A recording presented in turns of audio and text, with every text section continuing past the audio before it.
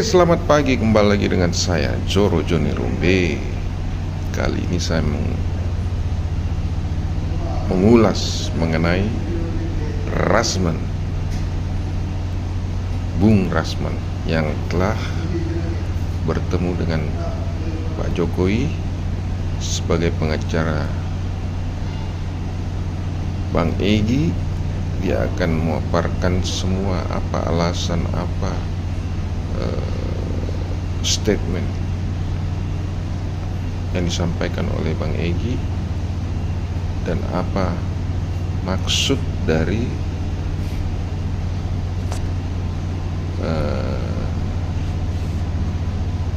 pertemuan Pak Jokowi dengan Bang Egy. Lawyer yang sangat viral selama ini ya, mungkin teman-teman sudah tahu. Iya, makasih. Sosoknya adalah seorang Abang Rasman Nasution ya lawyer. Iya. Banyak hal ya gitu ya, dan saya pikir masyarakat Indonesia sudah tahu ya, sudah mengenal ya. Iya. Siapa sosok Bang Rasman betul. ya. Tapi ada hal yang menarik, ini kita akan berpatok pada situasi kemarin di Rakyat Bersuara, di mana Bang Rasman dari penglihatan saya atau pengamatan saya, Bang Rasman mungkin sedang dalam dilema dengan menghadapi situasi itu. Mungkin ya dari penglihatan saya, apakah seperti itu atau tidak nanti akan dikonfirmasi ke dari Bang Rasman sendiri terkait pertama kedekatan Bang Rasman dengan Bang Egy, terus dengan situasi hukum yang sedang dihadapi. Ini kan ada dilema secara psikologi atau secara persahabatan. Nah, menurut Bang Rasman ini, apakah ini saya langsung ke Batang Leher dulu, apakah RJ ini tetap dilanjutkan atau tidak? Kelihatannya berdasarkan komunikasi saya dengan banyak pihak hari ini dan merujuk pada statement Pak Jokowi siang tadi dari Solo, itu akan dilanjutkan ya. Jadi Pak Jokowi menyatakan bahwa beliau menghargai silaturahim yang sudah dibangun oleh Bang Egy Sujana, Pak Damai Hari Lubis yang datang bersama dengan kuasa hukumnya Ibu Eli Daneti, bersama juga dengan relawan Reco atau relawan Jokowi, Pak Darmizal dengan Saudara Rahmat. Jadi saya kira saya sebagai Ketua Umum kami Jokowi, Koalisi Masyarakat Indonesia Pendukung Jokowi, menyatakan sepakat untuk dilakukannya restoratif justice antara Pak Jokowi, kemudian para pelapor-pelapor, termasuk dari Pradi Bersatu, Wakil Ketua Umum Saudara Lecumanan, dan pelapor-pelapor lain untuk juga bisa melakukan restoratif justice. Restoratif justice ini adalah bagian dari keadilan yang disepakati untuk berdamai. Nah, jadi tidak ada yang sebenarnya luar biasa di persoalan ini, sering terjadi. Hanya saja karena ini pelapornya adalah Pak Jokowi, mantan presiden 2 periode, terus anaknya sekarang masih wakil presiden aktif, lalu kemudian terlapornya Bang Egy Sujana yang juga public figure. Nah, maka ini beritanya menjadi seksi dan berkepanjangan hampir 1 tahun. Saya kira begitu. Baik, ini menarik ya. Selain berkapasitas sebagai ketua umum kami ya, kami Jokowi, Bang Rasman juga sebagai seorang lawyer, tentu akan saya menggali sedikit bagaimana situasi restoratif justice ini, apakah akan berpengaruh dalam soal perbedaan delik nanti, karena pelaporan terhadap klaster 1 itu kan satu kesatuan. Jika ada RG dari 2 orang ini, bagaimana dengan nasib 3 orang ini gitu? Apakah akan juga turun cabut atau tidak gitu? Ya, pendekatan hukumnya itu begini. Restoratif justice itu kan karena ini adalah delik aduan misalnya, maka siapa yang mengadu, dia sudah tidak keberatan dengan yang diadukan, maka dapat dilakukan restoratif justice, dihentikan. Nah, adapun laporan Pak Jokowi dan yang lain itu dibagi menjadi 2 klaster. Klaster pertama itu ada Bang Egy Sujana, Damai Hari Lubis, kemudian Kurnia Ibu Kurnia Triroyani, kemudian Kurnia Trirohani, Rizal Fadilah, dan Rustam Effendi. Sedangkan klaster 2 itu ada RRT, Roy Rismond Tuparat. Nah, menjadi perdebatan memang bagaimana dengan status tersangka yang 5 orang, lalu kemudian 2 orang dilakukan RJ atau RJ. Nah, kalau dari segi pendekatan hukum, penyidik dapat melakukan pemisahan berkas, split. Dan informasi yang saya dapat, Saudara Lecumanan selaku salah seorang pelapor sudah diinformasikan dan diundang oleh penyidik untuk datang ke Polda Metro memberitahu ini ada loh permohonan RJ dari Pak Egy Sujana dan Pak Damai Hari Lubis. Apakah sudah ditandatangani? Apakah sudah ada penandatanganan RJ atau belum? Kalau RJ belum, permohonan yang baru. Baru permohonan. Okay. Permohonan lewat kuasa hukumnya Ibu Eli Danetti. Itulah yang diakui oleh Pak Lecumanan kemarin di salah satu TV swasta. Nah, karena itu maka dengan disiplinnya, saya meyakini bahwa ya proses hukum terhadap Pak Egy Sujana dan Pak Damai Hari Lubis itu ya akan terhenti karena memang tidak lagi beralasan menurut hukum agar keduanya diproses sampai pada pelimpahan dan disidangkan di pengadilan. Nah, ada perdebatan tadi malam misalnya dari saudara Refli Harun, ya kan, menyatakan ini antara delik umum dengan delik aduan. Nah, itu saya katakan bahwa yang mengkaji ini adalah penyidik. Ya, jadi kalau saudara Lecumanan dan Pak Jokowi dia tidak pada posisi menyatakan ini dapat diproses atau tidak, itu sangat tergantung kepada penyidik. Penyidiklah yang akan mendalami. Tentu mereka akan lakukan gelar, ya, minta pendapat para pihak, para ahli, ini boleh atau tidak. Gitu. Tapi kalau saya ditanya, ya, menurut pendapat saya itu dapat dilakukan restoratif justice terhadap Bang Egy Sujana dan Damai Hari Lubis. Oke. Apakah nanti status tersangka dari kedua kedua tersangka dalam hal ini Pak ES dan Pak DHL ini akan gugur, dan bagaimana mereka kan belum ada undangan untuk klarifikasi gitu? Ya, kalau ternyata dilakukan restoratif justice, ditandatangani, kemudian disepakati, lalu kemudian digelar dan penyidik menyatakan diterima RJ-nya, maka dinyatakan ya penetapan tersangkanya menjadi gugur. Maka dengan pemisahan berkas dimaksud, yang 3 orang tadi akan lanjut ke proses berikutnya, yaitu pelimpahan. Kecuali misalnya saudari Kurnia Triruhai datang minta maaf atau bermaaf-maafan atau silaturahim, begitu juga dengan Rustam Effendi dengan Pak Rizal Fadila.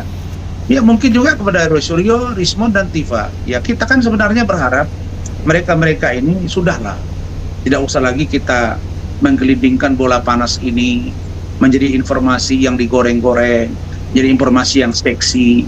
Ya, saya ini kan S2 S3-nya di luar negeri ya. Jadi dosen saya, pembimbing saya, teman-teman saya di luar negeri bertanya, apa iya mantan Presiden Republik Indonesia yang ke-7 itu ijazahnya palsu? Nah, ini kan menjadi beban moral kepada kita. Karena itulah Lecumanan dan teman-teman terpanggil gitu, karena ini menimbulkan keresahan, ya, ada dugaan berita hoax yang disebar di masyarakat menyangkut kredibilitas seorang mantan presiden, dan itu adalah bagian dari kita. Makanya saya bilang tadi malam, ketika ada sebutan-sebutan Firaun, misalnya ada seseorang yang datang bertemu dengan Firaun, lalu kemudian menasihati kepada Firaun, dimaksud dengan menyebut Nabi Musa dalam salah satu surah di Al-Quran, di kitab suci kita. Nah, saya kira kata-kata itu ya, itu disampaikan oleh Bang Egy Sujana, diteruskan kepada saudara Refli Harun. Ya, saya tidak berkomentar tentang itu, tapi yang pasti saya katakan bahwa ya, di mata saya Pak Jokowi bukan Firaun. Di mata saya Pak Jokowi adalah wali. Wali itu adalah perwakilan dari kita semua. Wali kelas ada, ya, wali guru ada, ya, wali Nangru Aceh Darussalam ada. Jadi bukan wali Allah. Saya tidak bilang, mereka bilang, Rasman bilang Pak Jokowi wali yang mana dulu ini? Wali Allah, bukan. Tapi dalam leader kepemimpinan terlihat memang bahwa ya Pak Jokowi itu dihantam, ya, difitnah dengan begitu keji gitu ya. Nah, tetapi Pak Jokowi lama dia baru melakukan laporan polisi. Nah, karena itu maka kita hargai sikap Pak Jokowi gitu, karena menyangkut kredibilitas dia sebagai seorang mantan presiden yang saat ini ayah kandung dari seorang wakil presiden, kemudian ayah dari anak-anaknya, suami dari istrinya dan keluarganya. Nah, jadi ini tidak bisa dianggap enteng karena ini menyangkut marwah dan harkat martabat seorang Pak Jokowi. Baik, sebagai orang yang dekat, cukup dekat ya dengan Bang Egy ya, Bang Rasman ya, bahwa melihat semalam dengan adanya multi interpretasi lah terkait pesan WhatsApp. Nah, ini saya ingin mengkonfirmasi ke Abang, seperti apa sebenarnya yang terjadinya, ataupun mungkin ada perbandingan-perbandingan lain terkait komunikasi Abang dengan Bang Egy ataupun orang lain melalui pihak ketiga, sehingga ada representatif terhadap Bang Egy daripada isi pesan itu. Ya. Begini, Bang Egy itu, saya ikut beliau itu sejak 2010. Saya baru keluar dari kantor beliau itu 2015. Jadi saya yang pas itu 4 tahun itu full dengan beliau. Saya belajar hukum dari beliau, magang dari beliau, sampai akhirnya saya ditunjuk menjadi managing partner di ESN Partner. Nah, itu kantor Bang Egy. Egy Sujana and Partner. Kalau saya kan run law firm ya, Ratman Ari Nasution law firm. Nah, dan dia bahagian dari guru saya dalam menggali ilmu. Nah, tetapi saya sampaikan tadi malam kira di salah satu program TV swasta Rakyat Bersuara, bahwa dari semua hadirin yang hadir itu, saya katakan mungkin saya yang paling tahu dan paling mengerti dan paling dekat dengan Bang Egy. Nah, karena itu saya tahu karakter beliau gitu. Nah, makanya saya merasa ada dilema memang. Di satu sisi abang saya ini sakit, Saya buat konten dan ada situasi-situasi yang saya jelaskan tahun 2025 pada bulan Agustus gitu. Jadi sesungguhnya apa yang terjadi silaturahim antara Bang Egy, Pak DHL, Ibu Elida Neti ya kepada Pak Jokowi itu bahagian yang biasa saja. Kalau menurut saya itu follow up saja dari apa yang sudah saya lakukan, karena di awal Agustus saya sudah ketemu dengan Pak Jokowi minta supaya atau mohon saya agar Pak Egy dipisahkan dari kasus ini, karena Bang Egy tidak berada pada posisi yang mempersoalkan ijazah S1. Oke, baik. Jadi Bang Rasman ini adalah salah satu ketua relawan dari Pak Jokowi ya. Dan dia telah melakukan lobby terhadap Pak Jokowi mengenai Bang Egy. Rupanya begitu fakta sebenarnya, dan Bang Rasman inilah yang selalu menyupai Pak Jokowi untuk meminta restorasi justice terhadap Bang Egy. Pak Jokowi, tapi dia berbasis pada ijazah, yaitu ijazah SMA Pak Jokowi. Nah, ketika dilakukan gelar perkara khusus, Ibu Elida Neti sebagai pengacaranya Bang Egy itu dia meneteskan air mata dan mengatakan bahwa yang dia lihat baik ijazah SMA, baik ijazah S1 itu asli dari apa yang dia lihat gitu loh. Nah, sekarang yang ditanya terus tanya media, yang ibu katakan asli itu dari yang mana? Ya dari fotokopi yang beredar, dari foto scan yang beredar.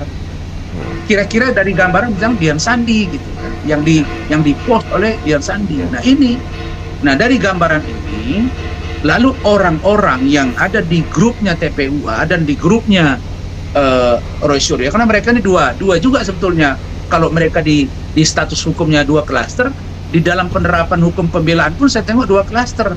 Ada yang ditangani oleh Ahmad Khosinuddin CS, ada juga yang ditangani oleh Pak Al-Katiri.